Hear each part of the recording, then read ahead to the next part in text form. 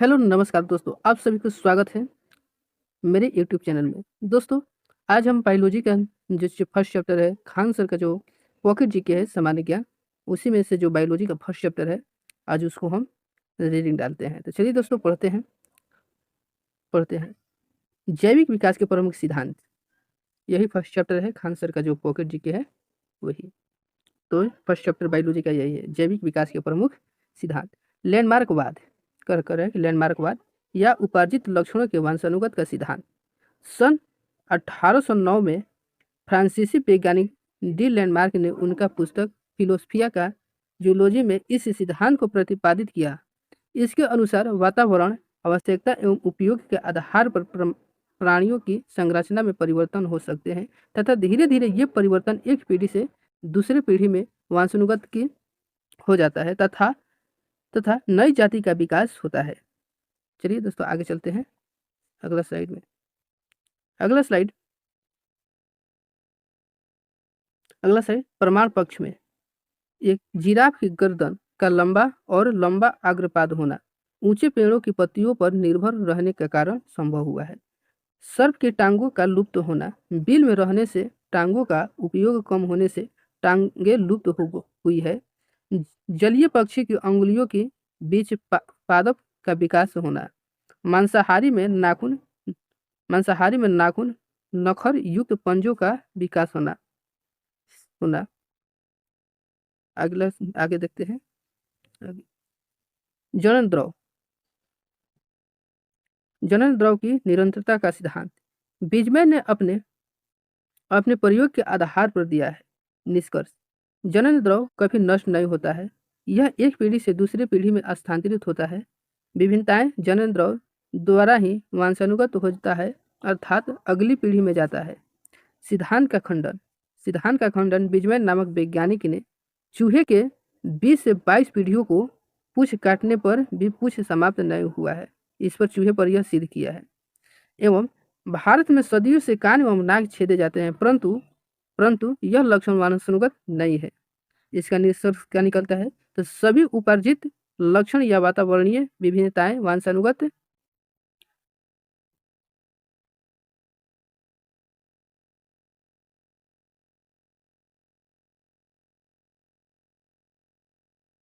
नहीं होता है, अर्थात एक पीढ़ी से दूसरी पीढ़ी में नहीं जाता है।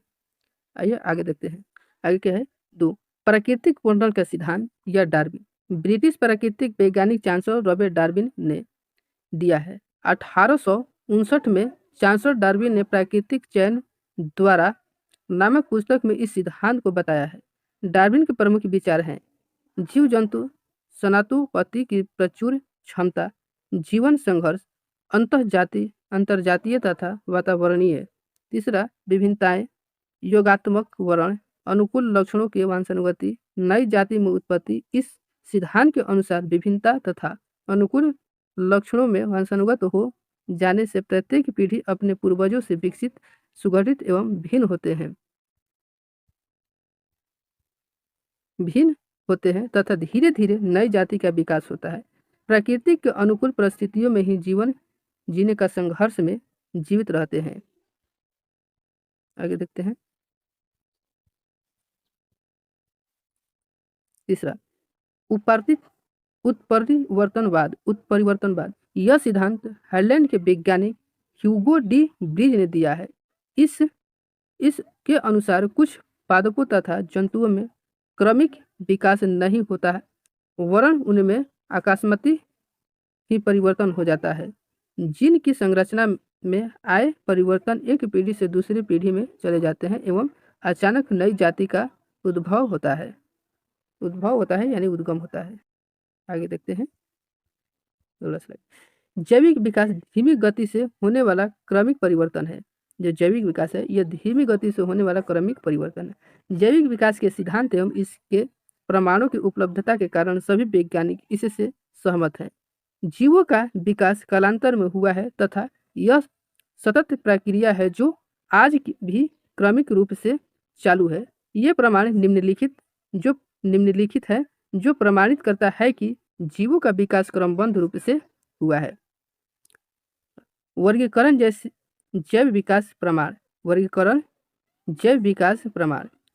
समान रचना एवं आकार वाले जीवों को एक वर्ग में रखा गया है, जैसे मछली स्पीशीज वर्ग में रखा गया है, मेढक को एम्फीबिया वर्ग में जल एवं थल दोनों पर रहने के कारण इसे एम्फीबिया में रखा गया है। मेढक को रेंगने वाले जीवों को रेप्टिलो वर्ग में रखा गया है, उड़ने वाले पक्षियों को एबीज वर्ग में रखा गया है, स्तनधारियों को मैमलीय वर्ग में रखा गया है। परंतु इन सभी जीवों में मेरुदंड पाई जाती है। इन सभी जीवों में मेरुदंड पाई जाती है। इन सभी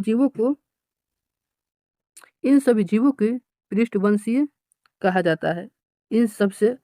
इनसे स्पष्ट है कि जीवों की उपाधिक्ष समान पूर्वजों से हुआ है।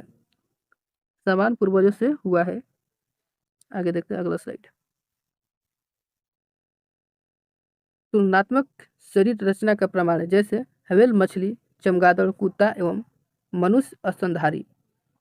एक समजात अंग, वे अंग जिनकी आंतरिक संरचना समान परंतु बाह्य संरचना एवं कार्य भिन्न हो समजात अंग कहलाता है। जैसे वेल के अग्रपाद तैरने में, चमगादड़ एवं पक्षी के अग्रपाद उड़ने में, कुत्ते के अग्रपाद चलने में, मनुष्य के अग्रपाद वस्तुओं को पकड़ने में।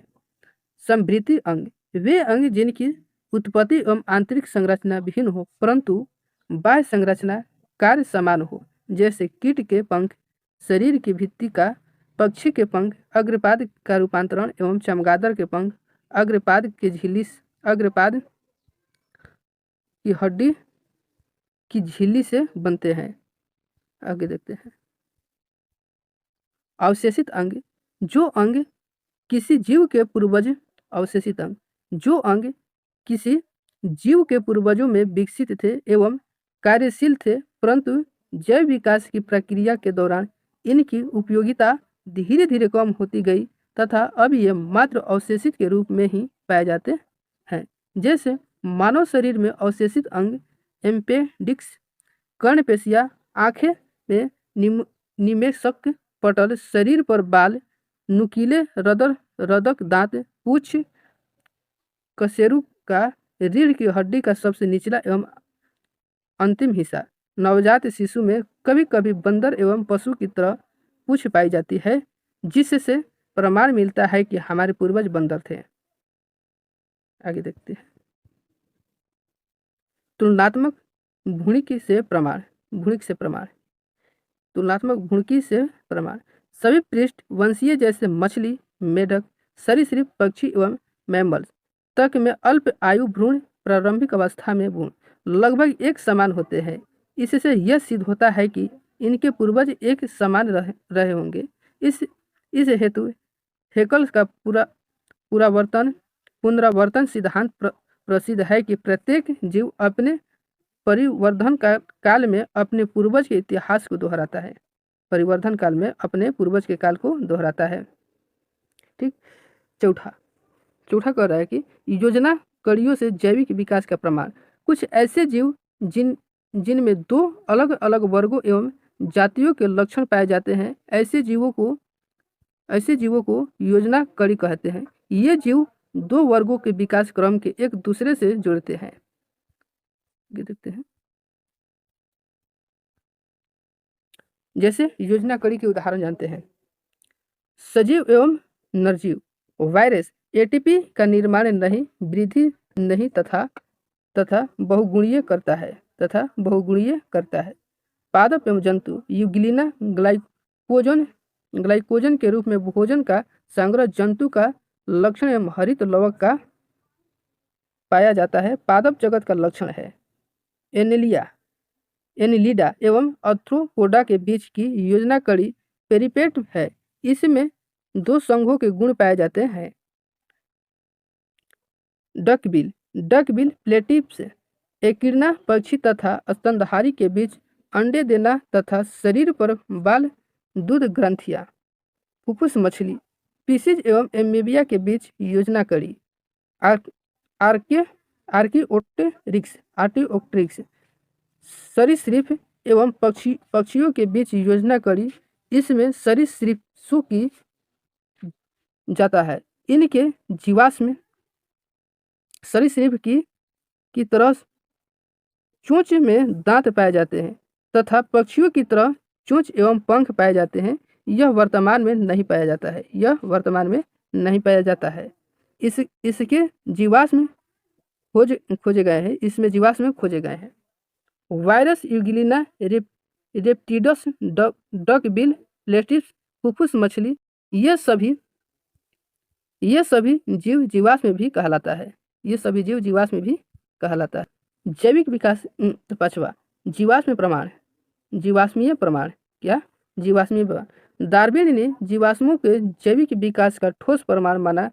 घोड़े के विकास क्रम, इसका आकार, आकृति, पंजे के आकार में निरंतर परिवर्तन से आज का घोड़ा बना है।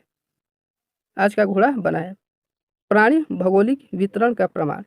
ऑस्ट्रेलिया में पाए जाने वाले कंगारू, ध्रुवीय भालू एवं न्यूजीलैंड के पेंगुइन आदि महाद्वीपों के पृथक होने से विशेष क्षेत्र में ही पाया जाता है। जैव रासायनिक प्रमाण। प्रत्येक जीवों का जीवद्रव मुख्य है। जैव रासायनिक प्रमाण। प्रत्येक जीवों का जीवद्रव मुख्य है। प्रोटीन, जल, वसा, कार्बोहाइड्रेट से बना होता है। सभी जीवों में समान कार्य के लिए एक जैसा एंजाइम पाए जाते हैं, जैसे अमीबा में एवं मानव में लाइपोज वसा का ही पाचन करता है। हार्मोन। सभी पृष्ठवंशीय के अंतःस्रविष्ट ग्रंथियां से निकले हार्मोन समाप्त होते हैं। आठवां कार्किय से जैविक विकास का प्रमाण। सूक्ष्म जीव अमीबा से लेकर मानव तक में पाचन, उत्सर्जन, श्वसन आदि क्रिया होती है। नौवां अनुवांशिकी से प्रमाण। सामान्य जीवों में गुणसूत्र की संख्या लगभग समान होती है, जैसे मानव में 46 एवं चिंपांजी में 48। यह समान है। सजीवों के लक्षण। सभी जीवों में विशिष्ट जैविक क्रिया पाई जाती है, जिस आधार पर निर्जीवों को सजीवों से अलग कर सकते हैं। सजीवों को अलग कर सकते हैं। आकृति एवं माप। प्रत्येक जीवों के एक विशेष आकृति एवं माप होती है। प्रत्येक जीव के विशेष आकृति एवं माप होती है। गति। सभी जीवों में पाई जाती है। पेड़ पौधे में जैसे छुई मुई के पादपों को स्पर्श करने पर पाई जाने वाली गति।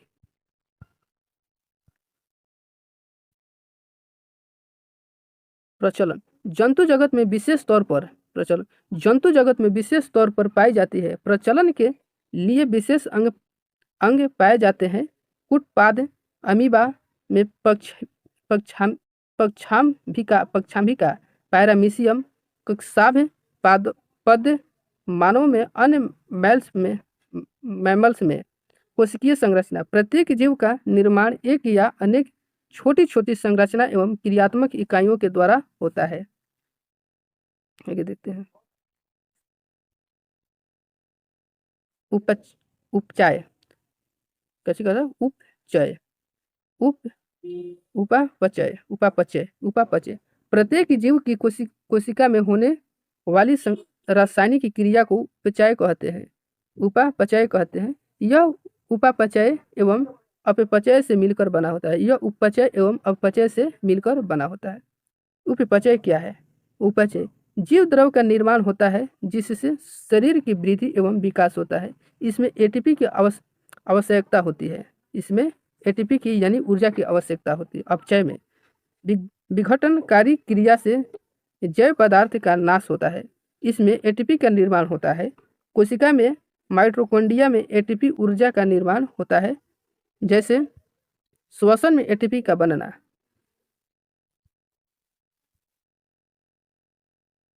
पोषण। जीवों द्वारा भोजन ग्रहण करने को पोषण कहते हैं। सभी जीवों की ऊर्जा भोजन को ऑक्सीकरण से मिलती है। पादप में स्वपोषी एवं जंतु परपोषी होती है। वृद्धि एवं विकास। सभी जीव वृद्धि एवं विकास करते हैं। श्वसन के द्वारा ली गई ऑक्सीजन से भोजन का ऑक्सीकरण होता है तथा CO2 प्लस जल प्लस ऊर्जा ऊर्जा एटीपी का निर्माण होता है। यह क्रिया सभी जीवों में जीवन पर्याप्त पाई जाती है। जीवन पर्याप्त पाई जाती है। ये 2 होगा, ये वाला गलत हो गया है, ये 2 होगा। यहाँ पर 602 O2, ये O2। आगे देखते हैं। हाँ,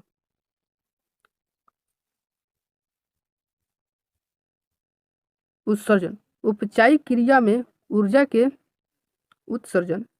उपचायिक क्रियाओं में उत्सर्जन ऊर्जा को साथ कुछ विषैले एवं हानिकारक पदार्थ भी उत्पन्न होते हैं, जैसे यूरिक अम्ल, अमोनिया, CO इत्यादि। इन पदार्थ के शरीर से बाहर निकलने की प्रक्रिया को उत्सर्जन कहते हैं। उद्दीपन के प्रति अनुक्रिया। कांटा लगने पर पैर को अचानक हटाना, ठंडे से शरीर का कांपना आदि बाह्य उत्पन्न को उदाहरण है। भूख लगना, प्यास लगना आदि आंतरिक उत्पादन है। जनन। प्रत्येक जीव जनन द्वारा अपने जैसे जीवों की उत्पत्ति करता है। प्रत्येक जीव जंतु द्वारा अपने जाति की निरंतरता करता है एवं अस्तित्व को बनाए रखता है। तो दोस्तों, यह एक चैप्टर समाप्त हुआ। आप लोगों को यह कैसा लगा? उम्मीद करता हूँ कि अच्छा लगा होगा मेरा रीडिंग। तो चलिए दोस्तों, मिलते हैं अगले वीडियो में, दूसरा का चैप्टर लेकर आते हैं। तब तक के लिए बाय, टेक केयर दोस्तों, थैंक यू।